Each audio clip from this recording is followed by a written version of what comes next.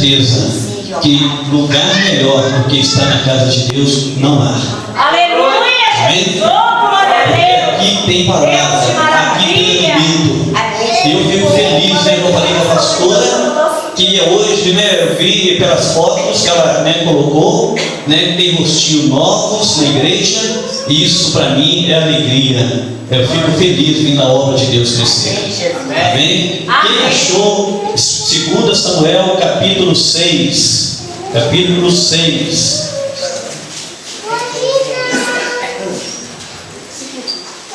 Capítulo 6, versículo 1. Amém, Jesus. Quem achou diz: achei. Achei. Achou? Amém. Né? E por reverência à palavra do Senhor, Aleluia. vamos nos colocar de pé em nome do Senhor Jesus. E assim diz a palavra de Deus: Amém, Jesus. tornou Davi a juntar todos os escolhidos de Israel em número de 30.000.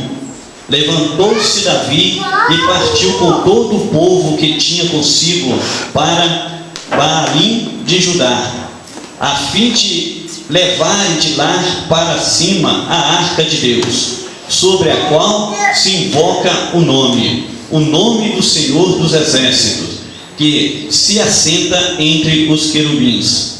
Puseram a arca de Deus em um carro novo e levaram da casa de Abinadab. A arca estava na casa de quem? Abinadab. Abinadab, que está no alto da colina. Uza